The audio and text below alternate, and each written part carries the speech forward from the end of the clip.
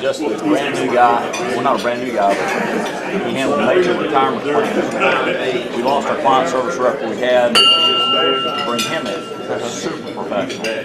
Good morning, Gate City. Good morning, Chris. How is everybody? Gosh, we had a great crowd this morning. I know you guys are happy I'm back. That must be why everybody's here. Everybody's here. All right, so we got a couple people getting through the breakfast line, but a chock full agenda today, so we have to go ahead and get started. And I believe, Mr. Sears, you had our invocation this morning. Good morning, Mayor Brian. Father, we thank you for this day. We thank you for our many blessings. We thank you for Gate City Rotary. We thank you for the members, both present and departed, and all the incredible things that have been done over the years. We remember Ann Jones, who helped start Camp Carefree, then a number of days that we've worked out there, and her incredible energy and her desire that people with less fortunate abilities could have a carefree week. We thank you for that so much. We also thank you for Max Kern, our member, who's had incredible abilities to help us to do things that are quite amazing. We pray that you will thank you for this food and for the people who prepared it. In thy name, amen. I pledge allegiance to the flag of the United States of America and to the republic for which it stands, one nation, under God, indivisible, with liberty and justice for all. The things we think, say, and do. Is it the truth? Is it fair to all concerned? Will it build goodwill and better friendships? Will it be beneficial to all concerned? All right, thank you, Dr. Sears. That was, thanks for the tribute to Ann. That was very nice. All right, so Justin, you got a Sergeant at Arms report for us. 42 Gate City Rotarians here today. We have Doyle Sapp visiting from Guilford.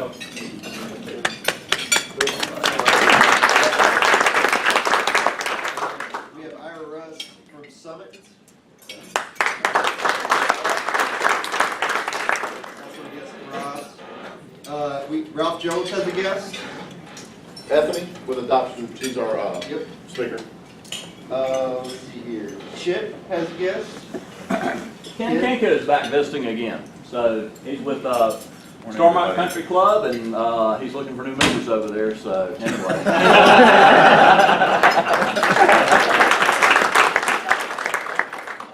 Erica has a very good Some strange guy followed me here this morning. Both ours, my husband.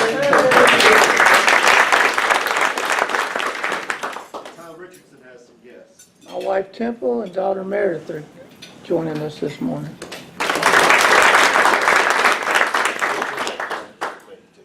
Oh, you did? Yeah. Okay. Well, Steve Lackey, an old high school buddy of mine and Bobby's, is also here this morning. That's all right. And then I got to tell a story. No, part of how he got to be a guest here. Cheryl David, about a month ago, said, "There's somebody you need to invite to Rotary." And I said, "Who's that?" She said, "Steve Lackey." And I'm like, "Steve Lackey?" I've seen him since 1973 in high school.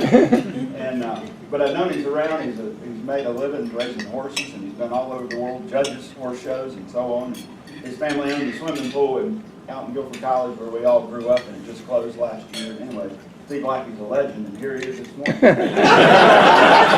Bobby did a good introduction. Thank you to all our guests. Gil, anybody get older?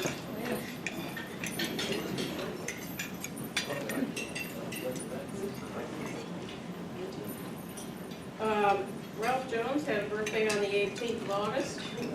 That's today. Oh, that's today. I know what that means. Oh, it is, isn't it? All right, leave it It's today. Okay, here we go. Robbie, lead us off. Happy birthday to you. Happy birthday to you. Happy birthday, dear Ralph. Happy birthday to you. Sorry, I had to signal something back there. But, all right, get it on. And we got another birthday today also, Tom's wife, and we're both 50. All right. Okay, member anniversary. 15th of August, which was last week, Tom Richardson and John Nossick had their 3rd anniversary for Gate City Rotary. And Tony Humeyer on the 24th of August will have his 10th anniversary. And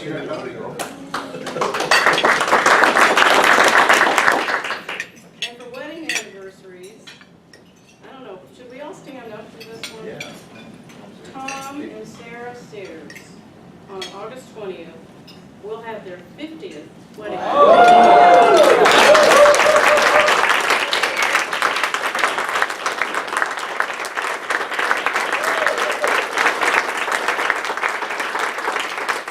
Or as they say, Saint Sarah. What y'all don't understand is I always say, as long as I do what she says, we get along fine. All right, thank you very much, Dale. We have a chock-full agenda, so I apologize. We're not going to do Win Chris's tickets today, so no victims today. But I've got a great one lined up for next week, so stay tuned. So we have some announcements. First of all, I just wanted to say great job with buying tickets to the ball game and also the meal packing. I've got some great reports back from all that, so well done on that, Gate City. Have a position announcement. Justin Plummer has volunteered. I mean, he really sought me out and asked to do this. But he is our newly minted golf czar, and we are in need of a golf czar because we have a couple of events coming up in the fall that Justin's going to help push for the club and just help manage for us. So Justin, you want to say a couple words about that? I played 2 sports in high school. One was golf and one was football, and I only lettered in one of them. That's which one that was. So it makes sense that I'm the golf star, right? But we're going to have the district golf tournament, as far as we know, on October 20th. So if you guys can make it out, we appreciate that. That's the countywide. I think we have to have at least... Yeah, that one actually is a Gold Club requirement, so we do need to get some folks out for that. Right. So I think we need to have at least one team for that. But more importantly, for our friends in Kiwanis, we are having the Rotary Kiwanis Challenge on Tuesday, September 20th. I know you guys are looking for excuses to miss work. I personally am. So definitely come out for that. It's going to be 2-person teams, best ball, tee time at 12. It's $100, but it includes lunch, drinks, prizes. So it's for a good cause, and we get to be up on Kiwanis for a good cause. Absolutely. That's all. All right, so golfers, be in touch with Justin, and I know Justin will be in touch with you guys. Don't make me seek you out. Gotcha. All right, Chip, quick, I caught you with some food. Quick word on grants. I sent out the grant request, past president committee grant request. Our budget's $10,000. Amazingly, I've only received 1 request back in. It's been a week, but I will resend the request back out to everybody, and we're going to cut it off on September the 15th. And then hopefully that means we'll be able to give some grants out in October, November, and perhaps December. So anyway, the requirements, I will tell you this, the requirements, because this has been a sticking point in the past. You, the Rotarian, requesting the grant, must be involved in the activity of the charity. Not your child, not your spouse, not your brother-in-law, not somebody you know down the street. You personally have to be involved in some way and tell us what that is. The other thing is the entity receiving the grant should come and present to the club and tell us what they're doing, why they needed our money, and how we're helping, and we'll have a chat. Pretty easy. All right, thanks a lot, guys. That'll go out again today. All right, thanks a lot, Chip. Walt, you want to give a quick overview of football pool? We have a football pool. There you go. And you need prize. We'll pick teams the week before the first pro and college weeks. In other words, week 1 of the pro season is our week 1, so we'll pass out football pools before this. So start studying now because the prizes are ginormous. They really are. We still got people that do it from last year, but we welcome any new ones. All right, very good. Dorothy, here, you got an announcement for us? I'll give a happy dollar too. Chuck and I are moving to Baltimore in a couple of weeks to be near our grandkids. And so it's a really big, exciting move for us and for them. And I'll miss y'all. That's the sad part of it. I'll miss a lot of people. I'll miss this, but And the great news is that Dorothy actually thought of this, and I could not believe it when I did the math. She is actually eligible for Rule of 85 and has been for a couple of years now. She's barely Rule of 85. Well, that's only because she's been in Rotary forever. So that's fine. But she is Rule of 85, and she actually made the suggestion that she would transition from active to Rule of 85. So Dorothy's still going to be a member of the club, and I know participate whenever she's available. So bon voyage and best wishes.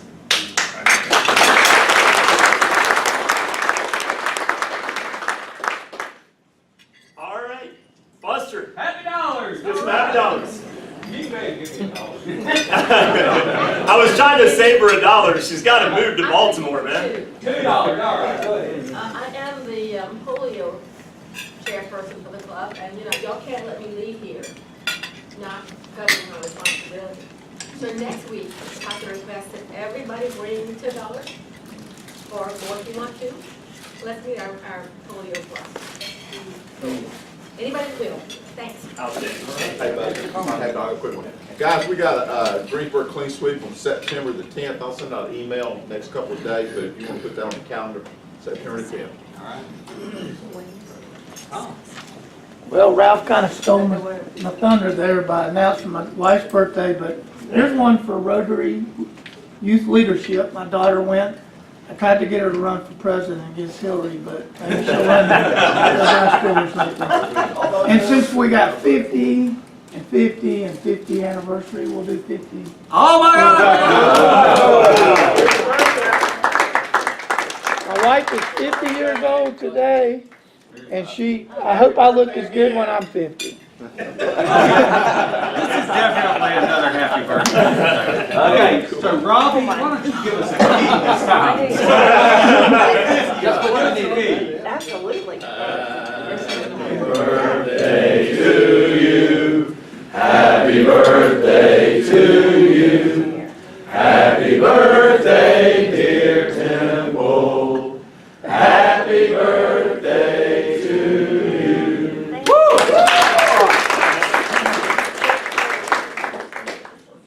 Rob, I wanted to comment on your attire today. You dressing like that is about the equivalent of Bobby dressing like this. I don't think I've ever seen you in are you playing golf today or something? You don't have a tie, you don't have a coat. This is wow. You must be off today. But does Bobby have on shoes? Yeah, barely. Chip, what you got? Oh man, I got two exciting things. First off, my daughter Julie is officially pregnant with our second grandchild. That's very exciting. And Wilder Rush, chairman of the Lambda Chi fraternity down in and almost said Chapel. Hold on, we got that, dude. Don't tell Wilder. Just don't tell Wilder. Anyway, he had his first rush party. He's rush chairman. He's got to get 21 or 20 pledges. And he texted me at about 3:30 Sunday morning and said, my first rush party was a smash hit. No problems, Dad. Thanks for all of that. Chip off the old chip. Yeah. Gail. To think how fast the time will fly. I just survived 9th grade orientation for Rosa at Hayes. Oh, no. That's not possible. Many of you knew her when she rolled in here on her, I don't know, Christmas she was 2 months old that first. She's still only this tall, isn't she? She's taller than me. Yeah, so just keep her in your prayers. And I'm just gonna shout out to Victoria because she's amazing. She's just been great. Can't do well without the other. Well, speaking of outfits, I couldn't help but notice, I hope he's headed to the window because Dr. Howell has quite the ensemble going on. So stand up there. Big pants. Gotta show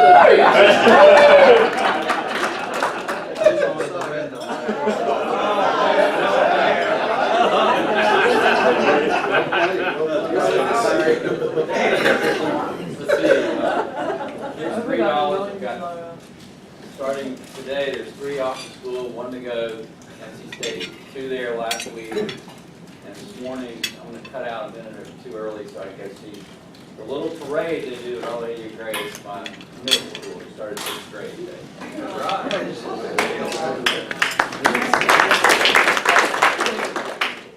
All right, this is sort of 3, but I only have 2, so I'm gonna try to scam one in. So we'll make the first one for Tom and Sarah Sears. We scored an invitation to tour their house in Old Salem last week, and it was pretty spectacular. So if you guys can suck up enough time to invite, it's worth it.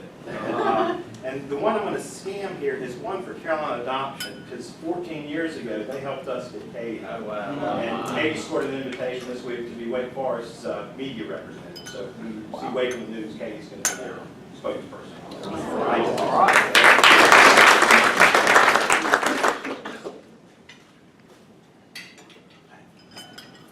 This is a $5 happy dollar, speaking of little kids, and little kids that started doing, selling popcorn to us when he was 7 in here. My son Teddy, we moved him to LA, Sherman Oaks, because he's in film in July. His mentor said they didn't want him to put any resumes out. They wanted to talk to people ahead of time. That some of those things were working. There was a place that came up a week and a half ago with an ad, so he decided to apply for it. His mentor thought it was a good idea. It's a great outfit. And he had his interview on Monday, and they told him this last Monday, his first interview. And of course, the first thing they wanted to talk about was his experience on The Walking Dead. And of course, his 2 references, key references, including the executive producer, was on his resume. They told him they had other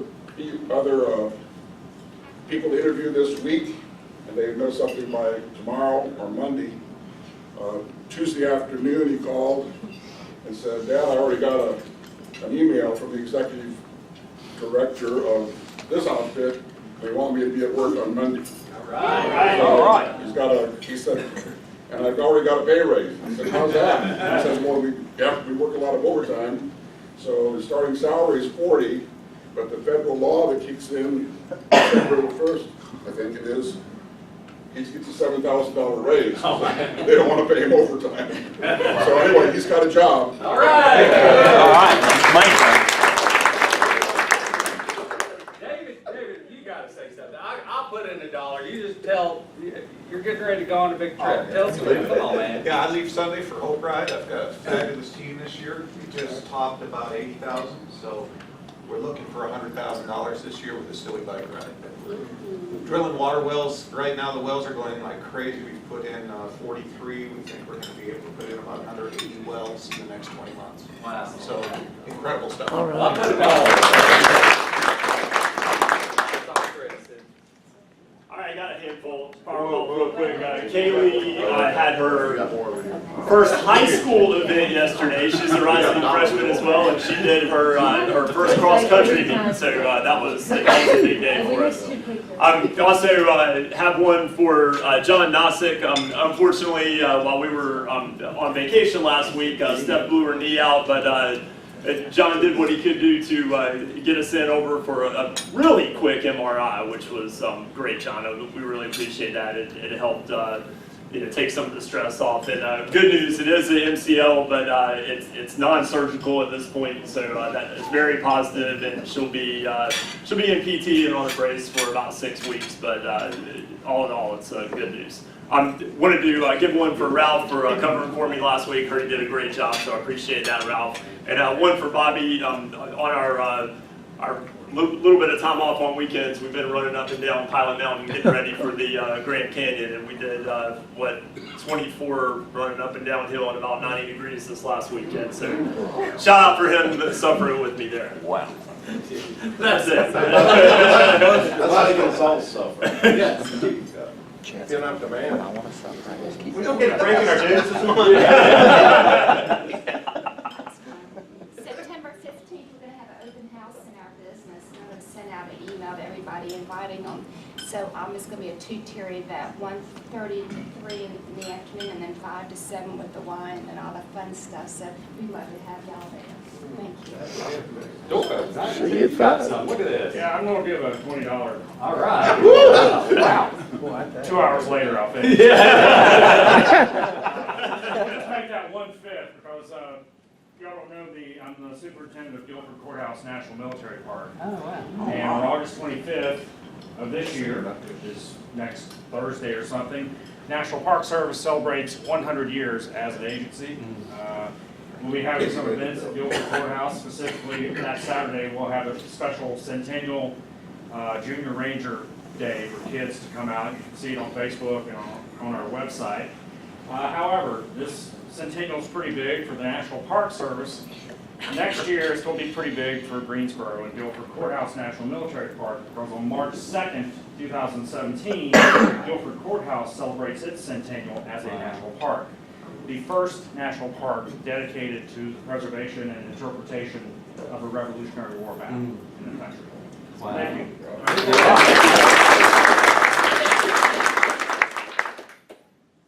Well, Grandpappy Lewis always used to say there are 3 things that always tell the truth: a young child, a drunk, and yoga pants.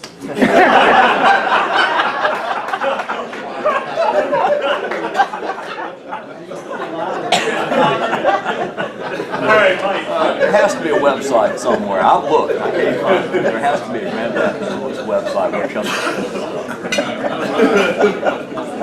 I don't think I will follow that one. Okay. It's always a great day in Rotary when we can have a new Paul Harris Fellow. So I'm going to ask Temple Richardson. You didn't know this, did you? I did It's not. a surprise. You come up as well as Tom. And Brooke, come on. The whole family, come on up.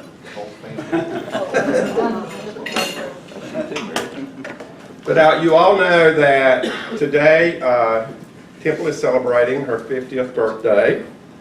So Tom had approached me, interestingly enough, about a week ago and said, I would like to make my wife a Paul Harris Fellow. So I said, now how am I going to make this happen with getting the information from Rotary International in time to get her pin as well as certificate? Well, lo and behold, I sent off the information through email and got it yesterday. So it's great that we were able to do this today in your honor.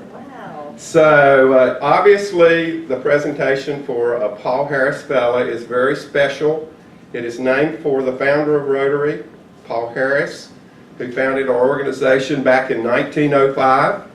And it's a way of expressing appreciation for substantial contribution to our humanitarian and educational programs. And a contribution to the Rotary Foundation is an investment in the ideals of goodwill, peace, and understanding. And so on behalf of the trustees of our Rotary Foundation, we have 2 things that we want to present to you, and I'm going to have Tom, first of all, to give you the pen which is denotes a Paul Harris Fellow.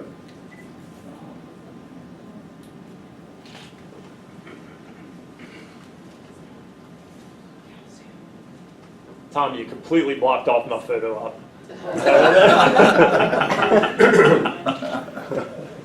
You used to be on this side of the camera. Okay, it's been challenging.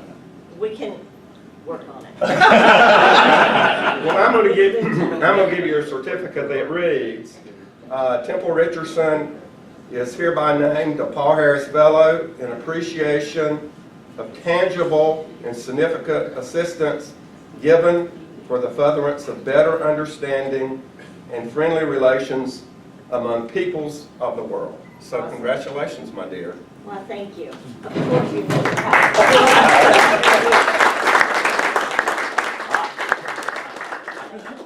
And by the way, Temple is going to probably become a member of Rotary of the Summit Club. I mean, we would love to have her here, but, you know, Summit's already been lobbying for her, so. Rob, do you want to introduce our guest speaker? I would love to.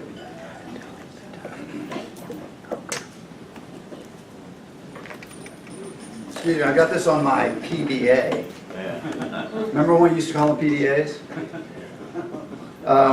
First of all, that was special because this is the first time I've heard Mike Conrad, Temple, refer to it as a Paul Harris Fellow.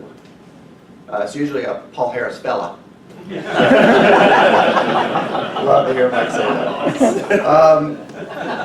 So this morning I have the pleasure of introducing our speaker, Ethanie Good, and Ethanie is with Carolina Adoption Services.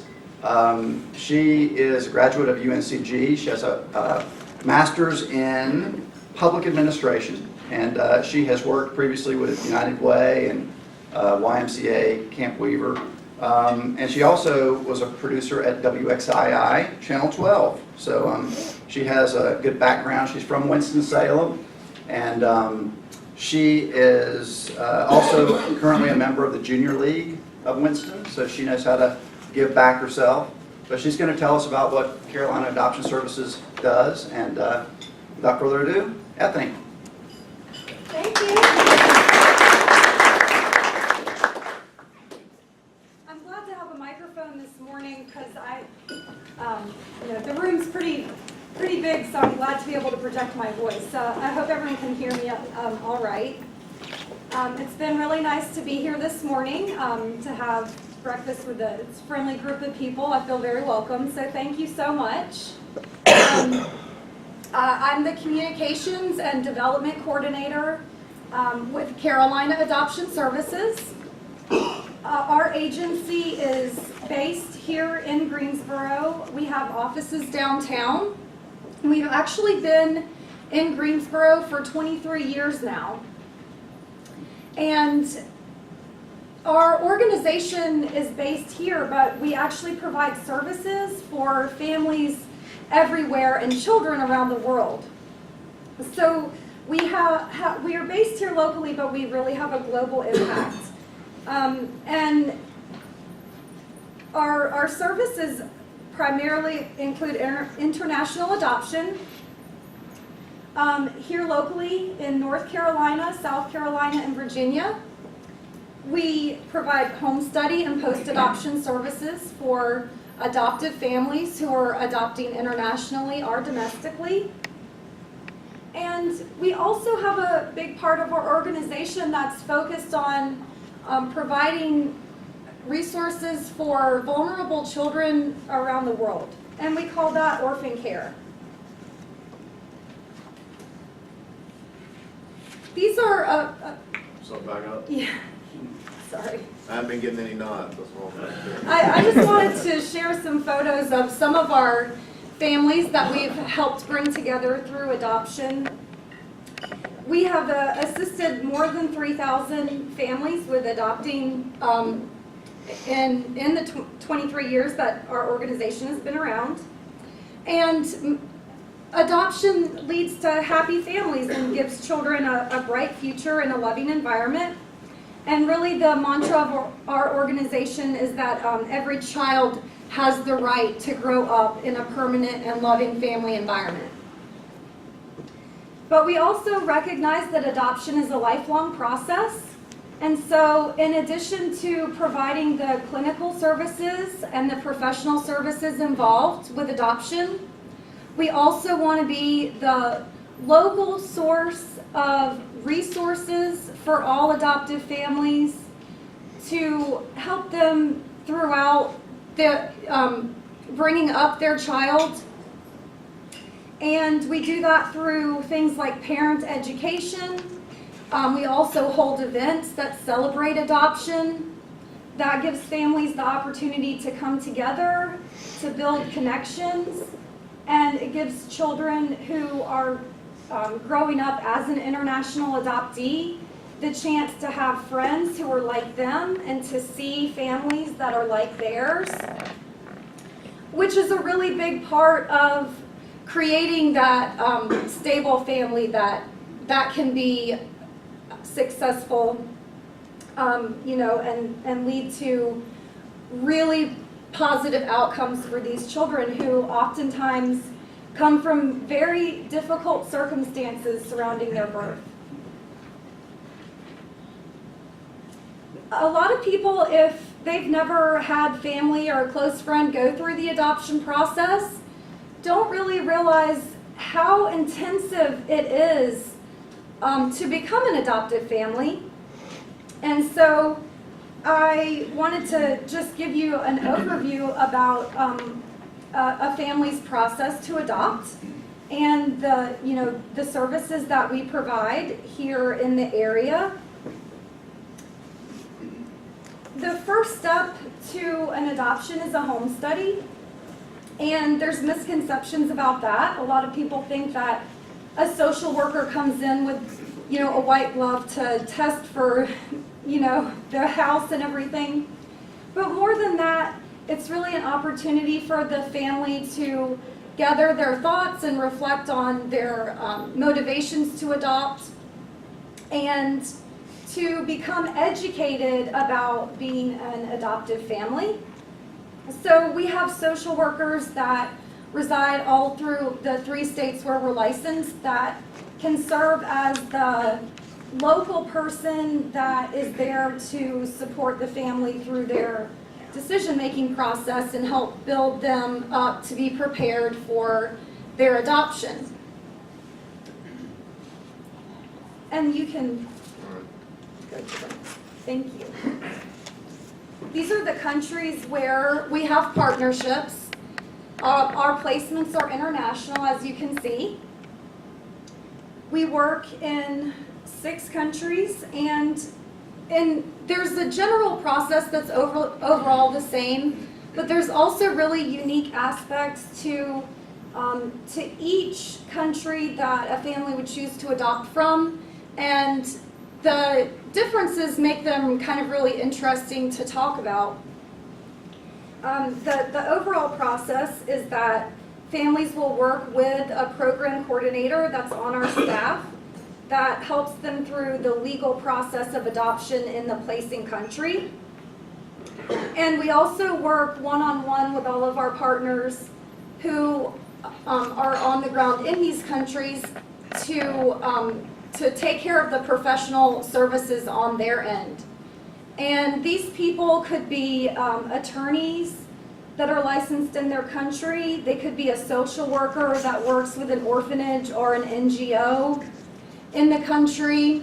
So we work with a variety of different people who all have the common goal really of ensuring that the children in their care are provided the very best opportunity to have a successful future, and we all have the common belief that that is with a family.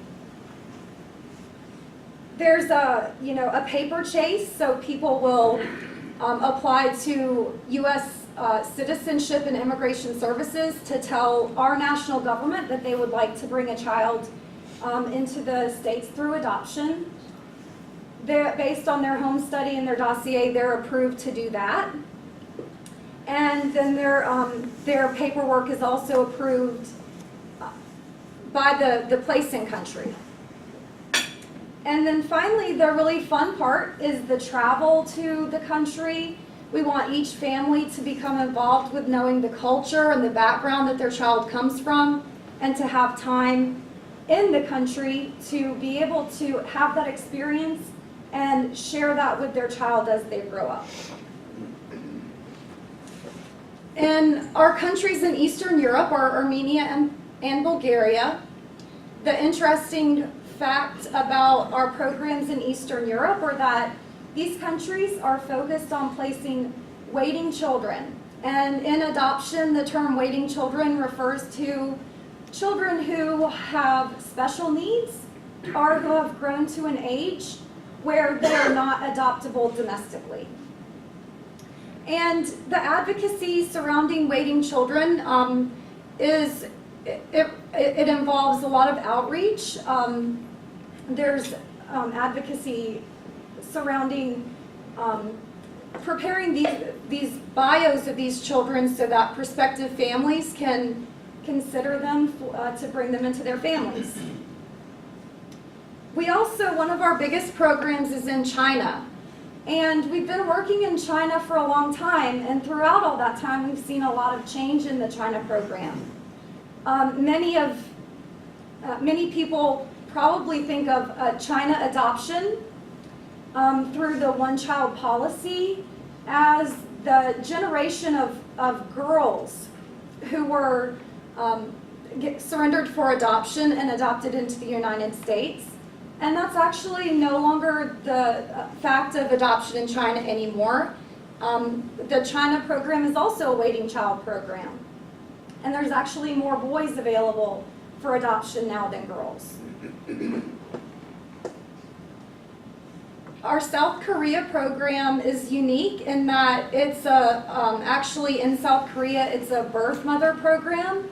So these birth mothers who would like to pursue an adoption plan for their child come into the agency that we work with. They're supported all throughout their pregnancy. And when their child's born, the child's placed into a professional foster family. And we see families who maintain relationships with their foster families throughout their child's growing up. And so these children, sometimes when they're teenagers or when they're young adults, they'll actually have the opportunity to go back. And there's big conventions in South Korea to celebrate these children and to welcome them back into their home country.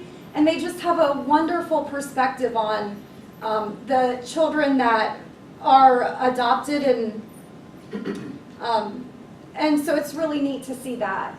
There's an awesome movie called Twinsters that is on Netflix right now, and it was actually about South Korean two girls that were actually adopted into different countries, and one young girl became a little bit notable through being in a film. So over in this other country, some friends were watching a movie and they say, hey, she looks a lot like my friend. So they did this research and they actually reached out to each other on Twitter. Well, the resemblance was so uncanny that it got to the point where they got hooked up with a person who specializes in DNA testing, and they were identical twins. Wow.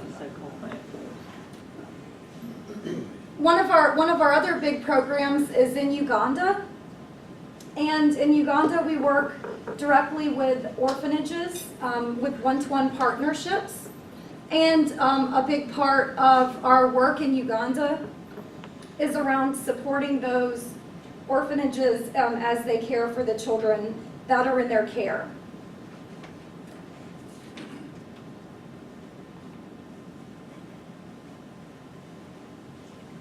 These are our initiative areas, and so outside of our professional services relating to adoption services, we also are focused on providing support and resources through these initiative areas. We offer grants for adoption based on financial need or based on families adopting a child who's identified as a waiting child. So these families are going to have a little bit more they're going to need more assistance once their child comes into their family to handle whatever particular special need that child has, and so the adoption grant really helps them to take that on. And in the past year, we've donated $17,000 in adoption grants to families. And Program Aid and Development is really focused on advocating for adoption, establishing partnerships, and really making sure that adoption is thriving and is really seen as a good way to build a child's future. We've established 2 new partnerships in China this year, and we're growing our partnerships in Uganda as well. So this initiative helps establish those programs. We're also in the final stages of setting up an agreement with another African country, And my coworker, Allie Smith, who's our program coordinator for Uganda, is going to be traveling early next month to visit with the partners in Burundi and also with our established partners in Uganda. Back here, locally, what we're focused on is success for the family as they welcome their child and as they raise their children. So this initiative involves educational opportunities and cultural events. Some of the educational opportunities that we've provided for adoptive families recently include workshops on transracial adoption, parenting teens and tweens who have been adopted, and birth country travel, so connecting them back to their heritage through travel. And finally, our orphan care initiative, which involves humanitarian aid. A lot of times these projects are identified by the staff that we work with, and then we go about working to meet the needs that they've identified. We can go. So that's what I'm going to be talking about for the rest of the presentation and just sharing some photos with you. Allie's in the photo, who I mentioned earlier. These are some pictures from one of her recent trips. This was in March of this year. And on this trip, she was able to bring supplies to our partners, and a lot of times those just include baby care items, food and supplies and things like that. Also, sometimes we help with needed renovations that can really help with the facilities that the children reside in.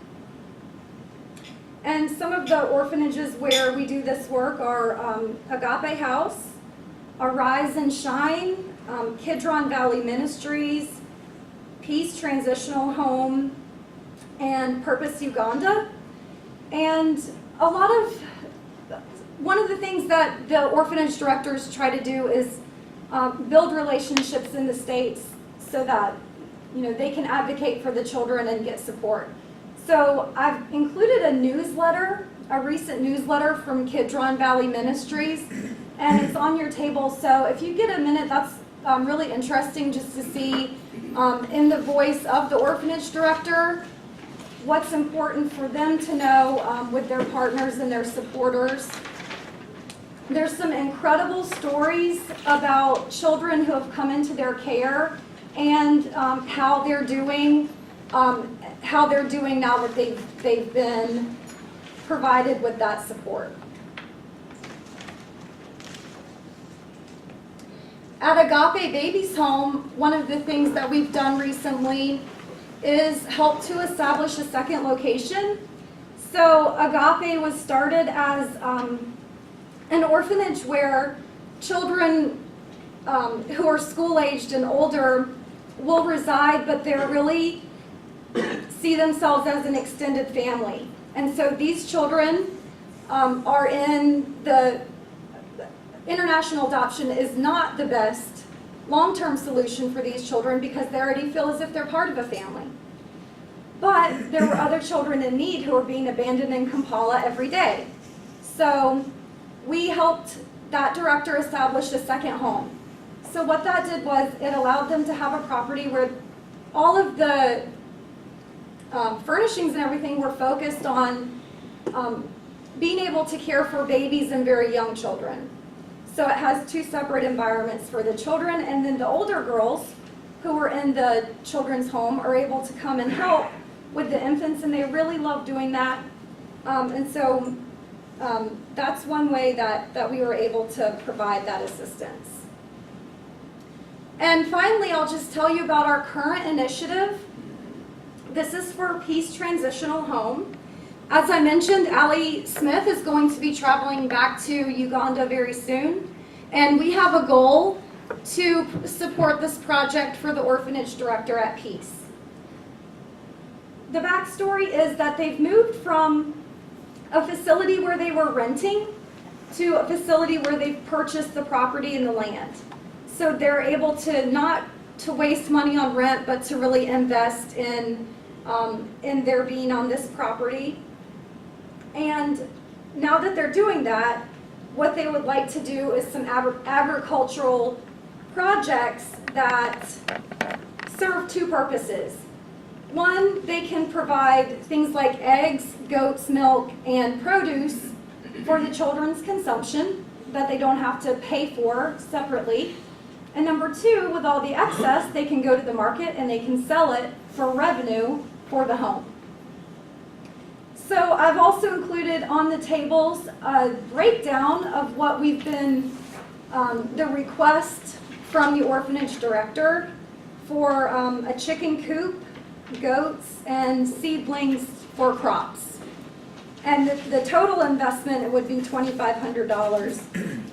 So we're asking for support for that project currently. And we always will keep interested supporters updated on our website of how all these projects are going, any upcoming events that we have relating to adoptive families in the area, and events that we have going on.